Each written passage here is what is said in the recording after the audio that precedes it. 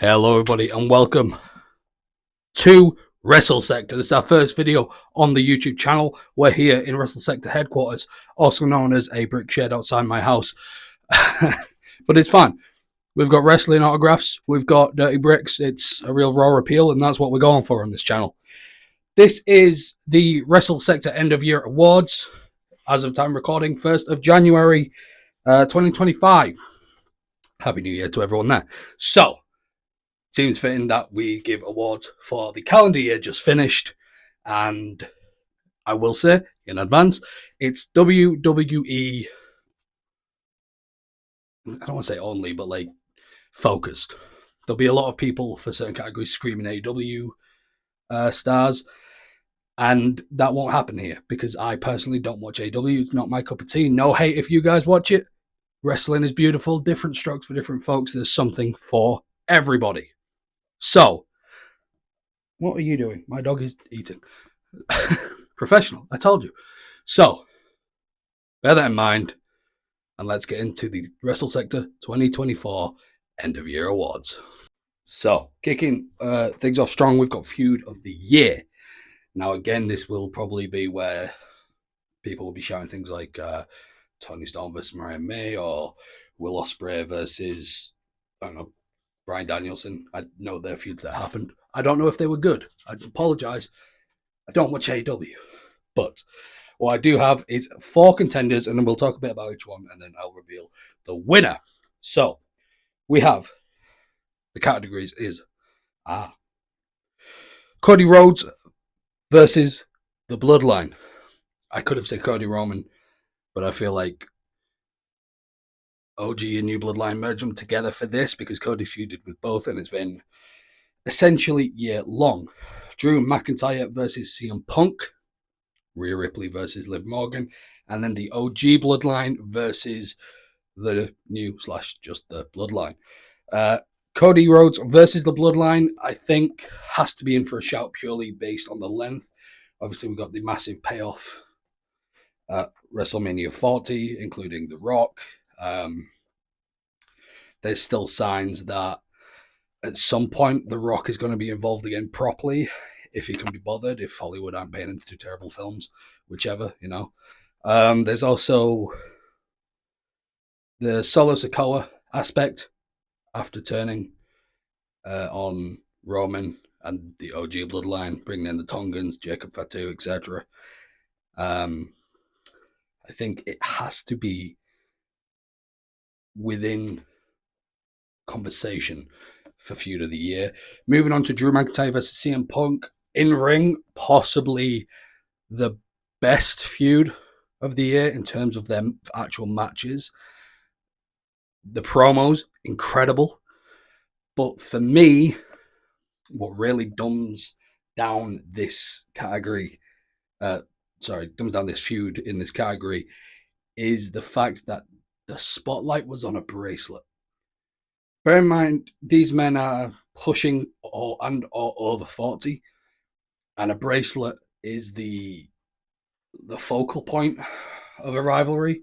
I understand that it was like sentimental. It had AJ and the fucking ugliest dog in the world on there. No offense, Larry, but Jesus Christ. But I think I personally can't give a feud of the year to something that was over beads, right? If we were just going on promos and their matches, fire. Chef's kiss. But the fact there was so much spotlight on the bracelet really, really tarnishes it for me a little bit. It felt unneeded. But that's just me. Again, different strokes for different folks, but that is a problem in my opinion. Rhea Ripley versus Liv Morgan next. Is it played out at this point where we are right now, January 1st? Maybe, almost. We're close. But I think there's going to be there is one more match between them. Rhea's number 1 contender. I think this match happens and then the feud is officially done. It's gone on for a good portion of the year. Obviously, Liv returning at the Rumble, and then the Dominic Mysterio, the Judgment Day, and the whole thing. I think it's certainly been the best female feud, without a doubt. It's been a good feud. I've enjoyed it. It's got Dominic Mysterio on there, who, in my opinion, should be Wrestler of the Year every year, forever. He is just a chill guy who likes those nuggies, you know what I mean? But again, there's been a lot of stop and starts with Rhea because of injuries and whatnot, and I think that's a struggle for me. Finally, OG Bloodline versus the Bloodline has to be mentioned because it's such a focal point. I think there's arguments that this shouldn't be in the feud of the year because it's still ongoing strong. Like it's going to go for a while, and I understand that as a point. But I think because of the cinema that has been the Bloodline for the past few years and how it's evolving as a story, it needed to be brought up. But I think I'm not going to mention too much about this or give this a relevant shot at winning this category purely based on the fact that it's still ongoing. But it had to be mentioned. So, Wrestle Sector's feud of the year has to be, in my opinion, Cody Rhodes versus the Bloodline. Right, this is going to be pretty quick. Tag Team of the Year. I think there's a good chance this has been the worst year in WWE for tag team wrestling. The Raw titles have been held hostage by the Judgment Day, barely defended, barely anything happening on there. The SmackDown tag titles are stunning titles, by the way. I love the fact that they went old school with that, and then for some reason went like weird penny titles still for Raw, but whatever. I think it's been a rough year for tag team wrestling in WWE. I'm hoping that with Penta coming in and eventually Phoenix following him in, that we'll have a Lucha Bros, and then off the dome, just think of tag teams on the main roster on both shows. We would have Lucha Bros, Motor City Machine Guns, DIY, Bloodline / Tongans, whatever they're going to go by, Girls Destiny. It's and Down Under, I don't think it'll last that long, but we'll throw them in there for the sake of it. The Creeds, etc. It's Viking Raiders. It's a great tag division when you name them like that. They're just not being used. So the nominees are Nathan Frazier and Axiom, NXT. Possibly, I mean, one of the best in ring this year in terms of enjoyment of watching and also in terms of defending their titles. They've been doing that plentiful. And that's what I like. We've also got the Tongans came in, won the titles. Fatu got injured because it was him and Tavan, and then Tongaloa came in, blah, blah. Judgment Day, because they have been multi-time tag champs and held the tag titles for so long this year that you can't really ignore it. And DIY, because they're just great, you know. They're great. Beasley 10 Hill, tag champs. We love it. Quick category, because as I say, excuse me, because as I say, this year has been very lackluster for tag team wrestling. Wrestle Sector's WWE Tag Team of the Year for 2024 is Nathan Frazier and Axiom of NXT. Breakout Star of the Year. Now, this isn't, I'm sure we all know what Breakout Star is, but for the record, so everyone knows, it's not a case of they debuted this year and became incredible. It's someone who maybe debuted last year and never did anything huge, like, a couple of appearances on TV, blah, blah, blah. But this year has been next level for them. And we have Obafemi, Trick Williams, Tiffany Stratton, probably controversial, Solo Sikoa. Let's go through them. Obafemi, incredible year. Amazing as North American champion. Dominant. Absolutely dominant. Incredible athlete. I think he only had 15 matches on TV last year, roughly, if that. And the fact this year he's gone on to be North American champion and being champion for as long as he has, that's unbelievable. I think there's huge things going to happen for Obafemi in 2025, whether that's main roster or whether that's the NXT title. Yet to see, but without a doubt, we've got a big star there. Trick Williams, NXT champion, multiple time. NXT champion this year, lost to Ethan Page, won it back, etc. Another great breakout star. Obviously, he had the feud with Carmelo 2023, I think. I believe, or building up at the very start to Deadline, possibly. No, sorry, Send and Deliver, whatever their menu is. I can't remember. Mine's going blank. But regardless, Trix had a great year. Tiffany Stratton getting called up. Miz Money in the Bank, incredible in the ring, amazing promos. The partnership with Nia, that you know she's eventually going to turn and cash, and she's going to be a massive face more than likely, has to be mentioned. And Solo Sikoa, I think, has really stood out this year. I know he was in NXT forever, NXT North American champion. Came up Clash of the Castle 2023, I think. Cost Drew, etc. But I think the breakout of him turning on the bloodline and becoming the tribal chief, bringing in the Tongans, having his own bloodline, I think that's not to be ignored. But I will say this is another pretty quick category, in my opinion, in which I'm going to have to give it to Oba Femi as the Wrestle Center Breakout Star of the Year. PLE of the Year, not pay-per-view anymore. Don't say that. That's naughty. PLE of the Year. Again, I'm going to let me say what they are first, and then we'll go into it, because otherwise I feel it'll be very obvious what I'm picking. Backlash, SummerSlam, the Royal Rumble, and WrestleMania 40. Backlash had quite possibly one of, if not the best crowds this year. The guys in France absolutely killed it, as most European cities do when it comes to wrestling. The place literally shaking when they're chanting for AJ Styles is just, it's almost goosebumps causing. It's phenomenal, and no pun intended. It was amazing to see. Very good show, great match card. Same with SummerSlam, was very good. I think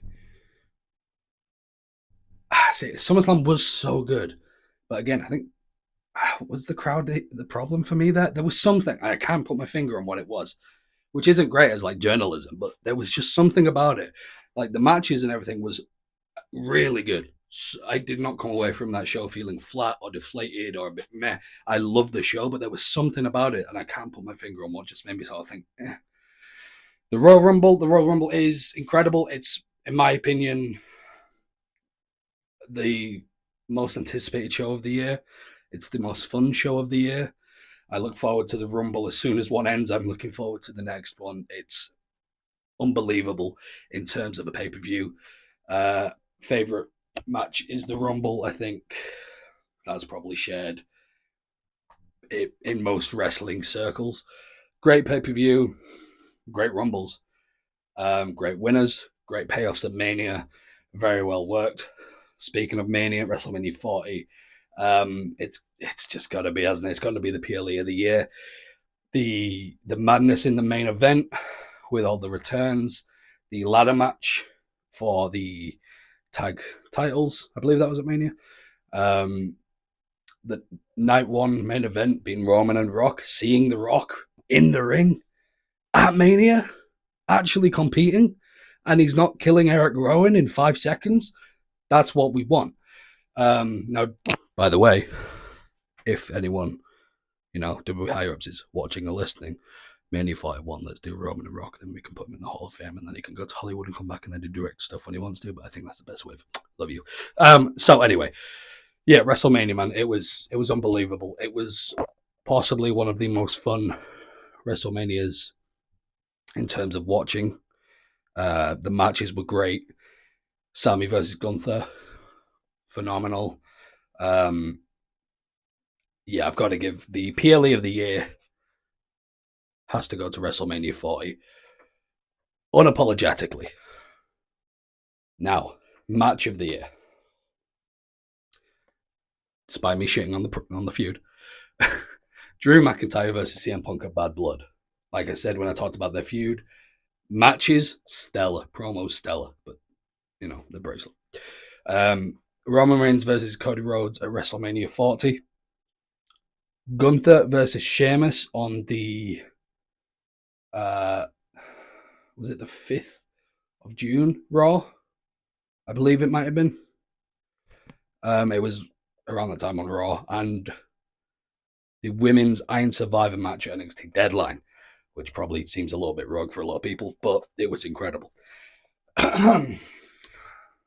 Now, WrestleMania 40, the match itself was very good, but I think when we think of WrestleMania 40 Night 2 main event, we think of Roman versus Cody Rhodes. We think of the finish, right? We think of the cluster of events at the end of the match rather than the match itself, which, in fairness, was a very, very good match. It was very good, very fun. Absolutely nothing bad to say about the match and the in-ring work itself, but I feel like the events at the tail end really overshadow what the match is. So I can't give it that. I will say that Drew McIntyre vs. CM Punk at Bad Blood was one of the best matches I've seen in recent years. Bloody, brutal, emotional, physical, everything you want. Granted, we did have the bag of beads from the fucking bracelet, but at least we know the bracelet's destroyed, so there was a good thing there. But again, it just replaced a thumbtack spot. It's no different than an indie scene replacing thumbtacks with Legos, which happens a lot on the indies. So I don't hate on that bit too much.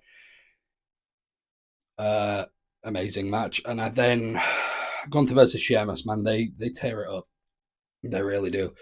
The triple threat at Mania the other year with Sheamus, Gunther, and Drew was my match of the year. It was incredible.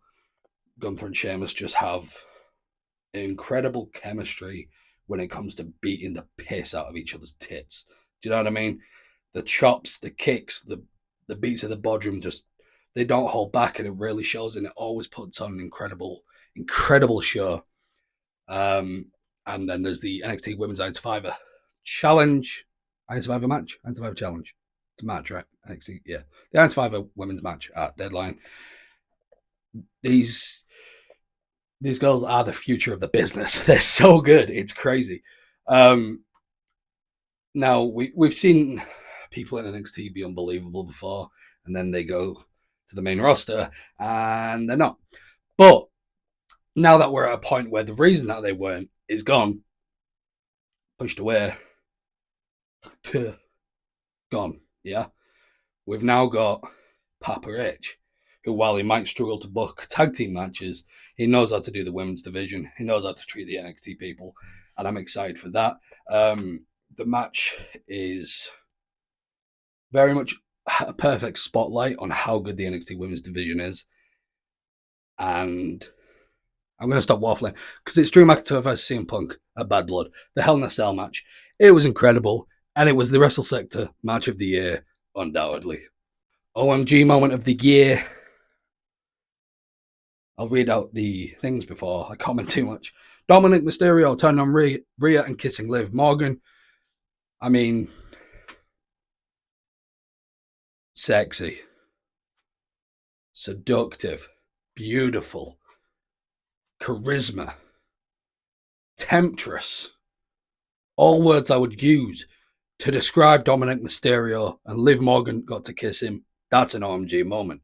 We've also got John Cena announcing the retirement tour. We all knew he was going to retire. It's not like we thought he was going to do a Ric Flair. He's openly said that he would stop when he felt like he wasn't at the level he believes he should be to entertain people. He's never shied away from that. But hearing him actually say the words like January to December and that's it, it's rough, man, for any long-time WWE fans. It's a rough statement to hear. We've also got the Bloodline attacking Paul Heyman. This would be the new Bloodline when he did not acknowledge Solo as his tribal chief, but he did acknowledge the ground as he went through a table. Paul doesn't really get attacked that often, man. Not a lot. Very little. Which is good because then it makes it an OMG moment when it happens. And I think that it was important for the new bloodline to do that to Paul in storyline terms, because Paul was the last remaining part of the OG bloodline, tying them to the OG bloodline. Obviously, Solo was in it, but he's the new leader, so blah, blah. But they took Jimmy out. Roman was, hadn't been seen since Mania. And then Paul got taken out. OMG moment. But like a broken record, WrestleMania 40, Mania, main event, madness. It's got to be the OMG moment. It has to be. It has to be.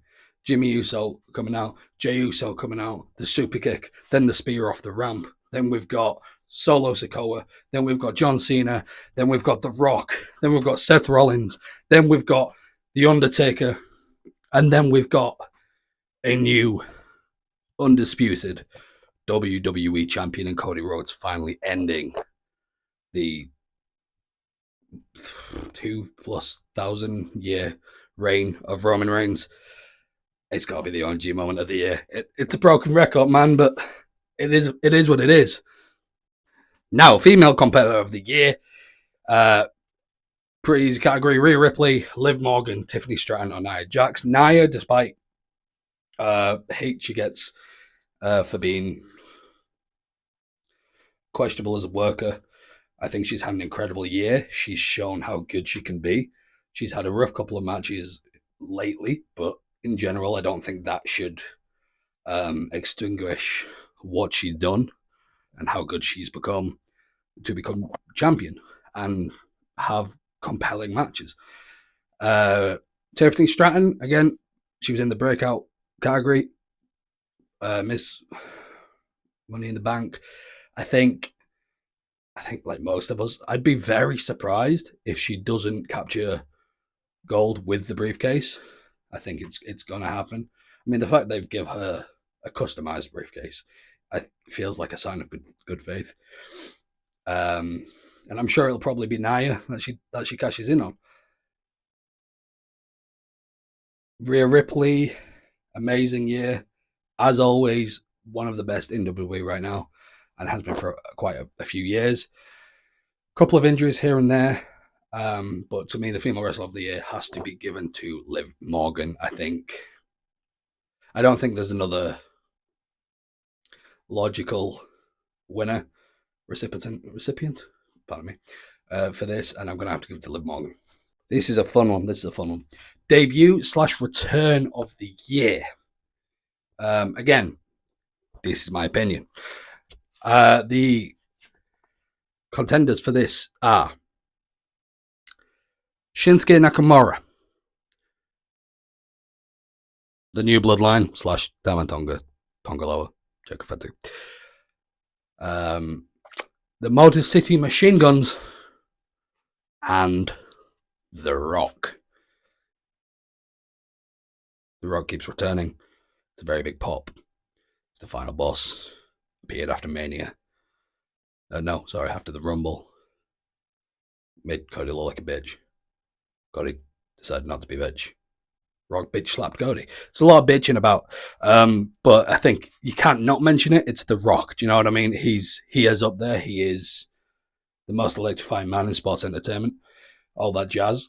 So it has to be mentioned. The Motor City Machine Guns, they made their long awaited WWE debut.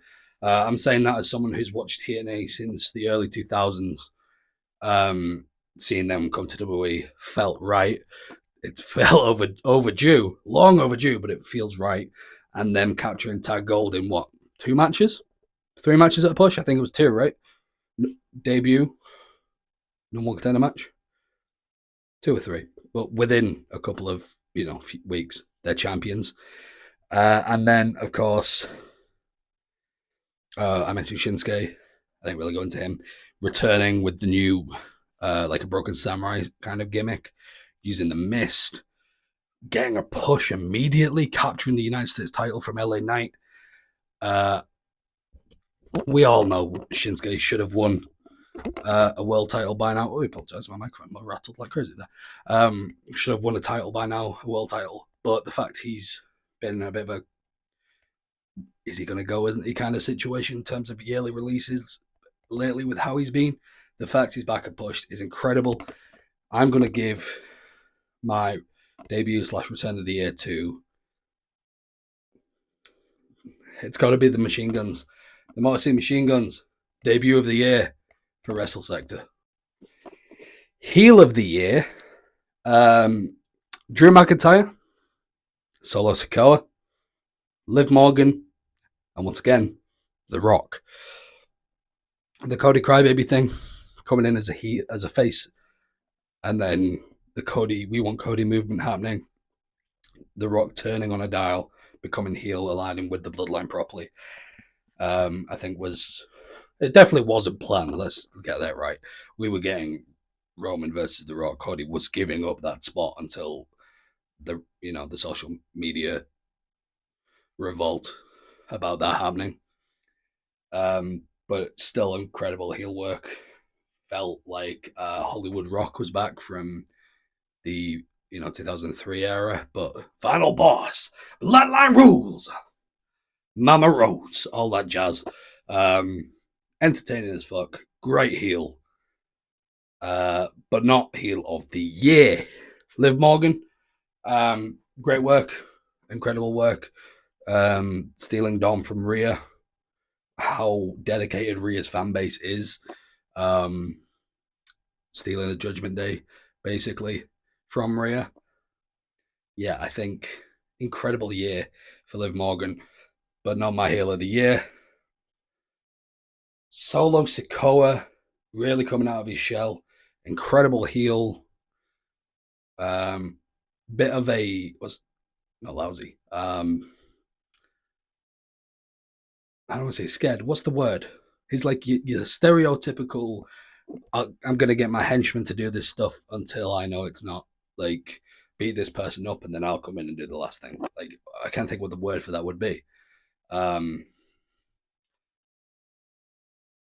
a scared heel, but like, yeah, we'll go scared heel because I think that's probably the best way to word it right now because I can't think of another. Love it. Can't wait to see what happens with him in terms of the Royal Rumble and Mania. I feel like all signs should point to Roman versus The Rock. But if not, then maybe we get Rock Cody, Roman Solo. If not, I don't know what happens with Solo, but I'm intrigued. But heel of the year has to be Drew McIntyre.